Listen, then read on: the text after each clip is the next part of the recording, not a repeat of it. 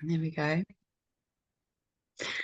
Hello, ladies, and welcome to another episode with myself and Jamie. And today we're going to be talking about like your mindset around food, and especially if you are having a bit of a negative mindset and how that can impact your choices. Do you want me to start first, Jamie, or did you want to kick off with it? Yeah, go ahead. Yeah, see what Yeah. your views are. So my kind of experience with like negative mindset around food is I'm always I can tend to kind of binge here and there when when I'm in a bit of a negative mindset with food, and it's always the sweet stuff, always the sweet stuff. And I think I just enjoy the sweet stuff. Like I really kind of came to terms with it the other week where and it's not like a binge like I used to, and it's not like a whole weekend binge. And it's more of kind of like if I've had a bit of like a negative day or anything like most of the time I'm all right, like I can manage it quite well. Then there are times where like well, I'm just in that mindset of like, oh, for God's sake, I've had a really crap day.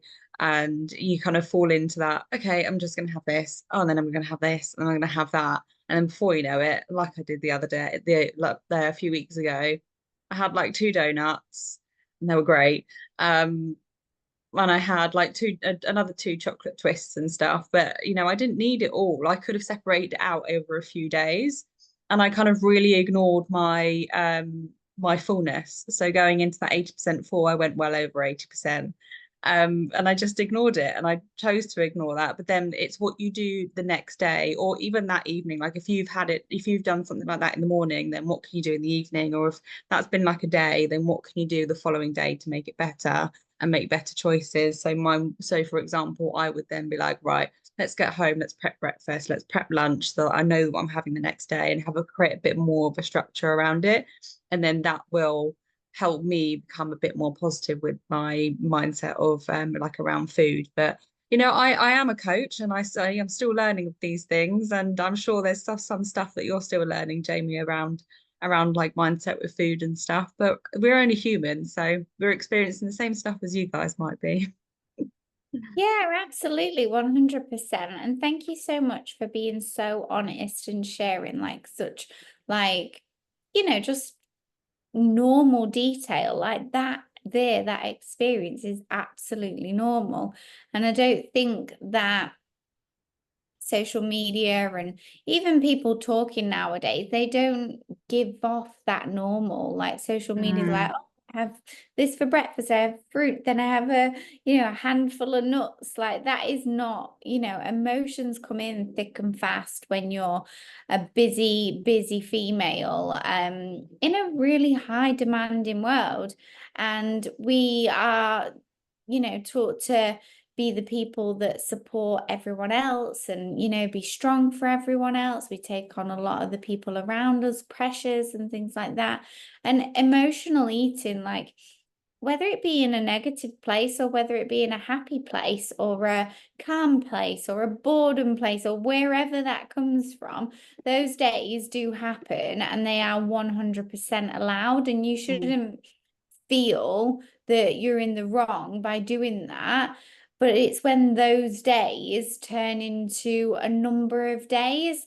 And just like when one gym session or one healthy meal doesn't turn you into a bodybuilder or, the next nutritionist, the same for the fact that if you have one day where you're a little bit more indulgent, you don't turn into, a 50-ton person that you kind of mm. hate yourself and build this sabotage thing. You're like, oh, I'm not worthy, I'm not enough, I'm so rubbish, and down that little rabbit hole that you can take yourself. I think emotional eating is very, very common, and people that say they don't experience it and things like that, they probably do, but they just don't actually recognize it or Mm. take much thought to it. Where stress, sadness, happiness, it can lead to cravings or overeating. You can recognize those emotional triggers by what food it's driving you to. So if you are actually genuinely hungry, becoming more intuitive with your eating, your thoughts would drive you more to like a meal, like actually I need to eat because I'm hungry. When it's more of an emotional impact, it's more of your tidbits, quick fixes, things that you don't necessarily need, things that you don't necessarily give you much nutrition. So that's where you can recognize whether there's like a drive towards essential food for your health, or whether it's a relationship with food that you're trying to fill a hole. So it's not actually a hunger hole, it's a hole for your emotional needs. So definitely when I've gone down the experiences of similar routes of what you've just mentioned there, Kimberly, I've always asked myself, or learned to ask myself, what hole am I trying to fill? So, you know, if it's sadness, then maybe fill it with calling a friend, or, you know, speaking to someone, or journaling. If it's stress, then okay, what am I stressed about? And if I eat XXX, the stress is going to still be there, but worse. So am I actually hungry? If I am, then, and it's like giving yourself those little, can you remember those little things in the back of a magazine? It'd be like, do you fancy him? Yes or no? Yes. Ask him out. You know, it used to be at the back of magazine. I know you always use those little arrows to be like navigating me to simple options. I don't know what they're called. Do you know what No, they're I called? I can't remember what they're called, but there's some sort of like puzzles or something, aren't they? But I know the Yeah, one you mean. exactly. Yeah. It's just pretty much like guiding you to your end destination. And it'll be like, am I hungry? No. Am I going to eat those snacks? Yes. Why am I going to eat those snacks? You know, and it might be like, what are those snacks going to give you? And it might say, it will make you feel down, depressed, even worse? Or do you want to say no and go for a walk and feel better? Yes, okay. So you always play those little games, but obviously that's come over time. And you know, I'm not perfect. I do allow myself to eat, but it's never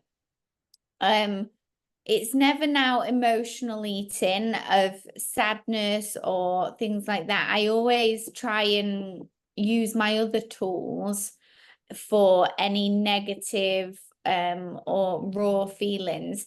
It's more now for me when I'm so comfortable that I overeat because I'm in a position of, well, if I know I want to rein it in, then I can rein it in. Yeah. Or if I am maybe overeating on a certain day because it's a wedding, or it's more overeating in those kind of ways. And that's where it's a positive, because you can be happy with those choices that you've made. You can like, okay, well, not every day looks like that, so that's not going to, you know, break the bank, basically. So yeah, looking at things like that, I think it's just how your emotions are going to impact your eating. So if you come home, got one lady, and we spoke about this just recently. If you come home and you're in a negative state because you're in your work clothes, you've had a rubbish day at work, it's very stressful. It might be, example, if you're a nurse, or if you're you know, really high pressure job, or it might just be looking after the children, or dealing with trouble, any troubles.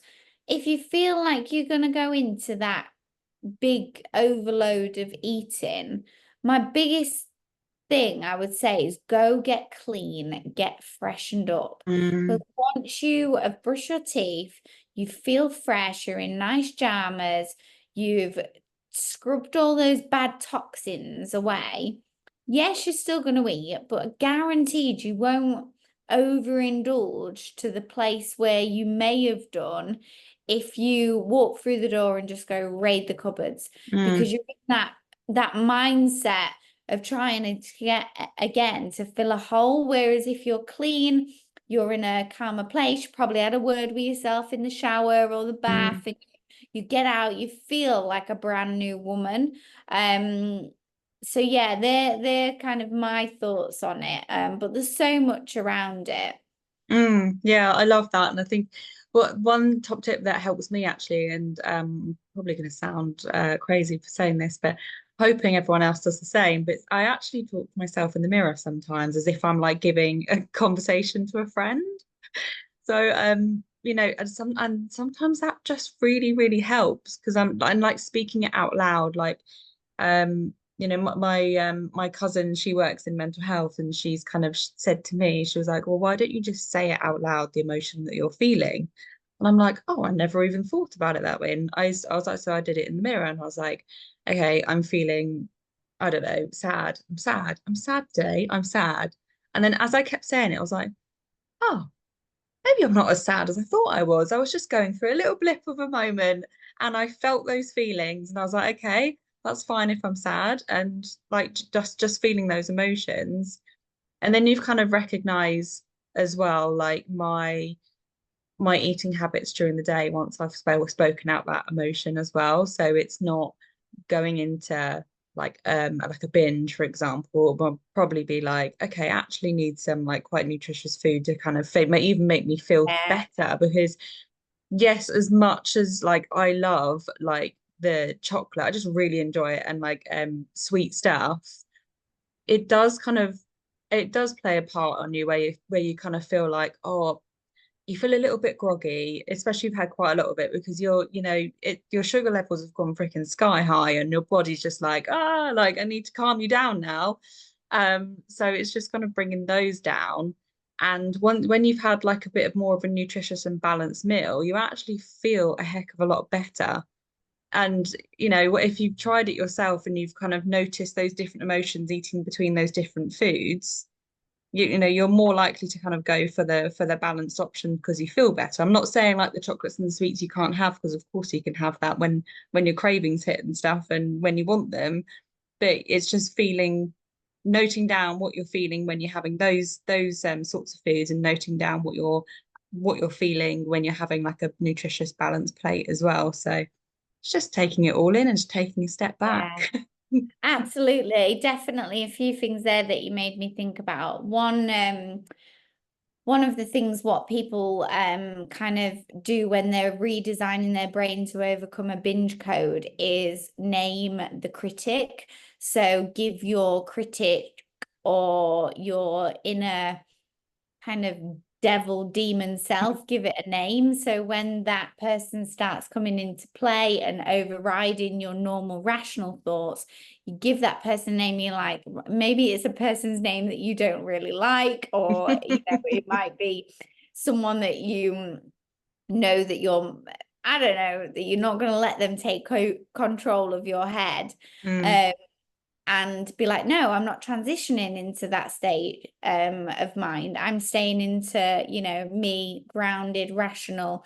I'm going to go to bed happy with my head on the pillow, knowing I've done the right choice for myself. So that goes a little bit about talking about your feelings to yourself. And another thing as well is, instead of saying I am sad, there's I feel sad. So if you're mm, saying I am, it's describing the whole of you. mm, Whereas I feel, we can feel 10 different emotions. If you think of, the amount of emotions that you have throughout the day, you might have 10 minutes where you've received a negative email. I feel stressed in those 10 minutes, but I'm not feeling stressed for my life. I've got an mm, okay life. But that email for that little bit of time has made me stressed. So mm, there's the I feel rather than I am stressed, because I am mm, stressed means a very different thing to in this moment, I feel a little bit stressed. So there's how you talk to yourself within those moments. And going back to um nutrition of what you said is, again, going back to that fullness level of how hungry am I. So, okay, I've noticed I've opened the cupboard a few times. Am I actually hungry? Right, Mm, no, I'm not hungry. I've had a full meal. I'm just picking. Right, okay, I need to get outdoors. I need to change my environment. I need to, actually, if someone said, do you want to go, have a sandwich? Would you be hungry enough for a sandwich? Yes, okay. Well, then I am actually hungry. mm, So then I would, or you can do it with a piece of fruit. So you can say, I'm not sure whether I'm hungry or not. I'm going to have an apple because an apple is a palate cleanser and they're quite filling. They take a long time to chew. So I always have apples in the kitchen that are visually on show. And if I find myself that's veering towards the snacking bits, especially now I've got a child, because we do have a little bit more snacky bits than when we used to. Because we do have on the go snacks and some of the kids' snacks quite good. So I'm like, mm, actually, am I hungry? Do I need an apple? Palate cleanser, go about your day, and see how you feel. So that's not always going to be the situation, mm, but removing yourself from the environment that you're feeling that emotion, changing your cupboards around. If you've always got that go-to cupboard that you literally, as soon as you get home, bags down straight into that cupboard, put your mm, cleaning products in there, put your pots and pans in that cupboard, have a bit of a refresh. So every time you go to that cupboard, you're like, okay, that inner critic, that mm, critic or that demon is taking over. I've got my tea in a little while, or you don't say mm. tea, you say dinner or lunch. Dinner. Um, yeah.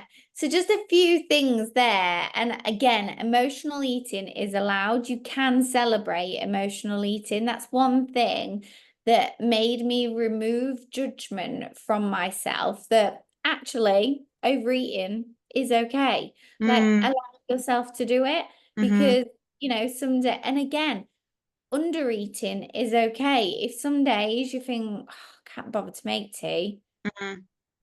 again, that's okay. But if it's a regular, then it's going to cause you a hiccup. But it's a Yeah, different days are allowed. We are allowed to have different food, different days, yeah. 100%.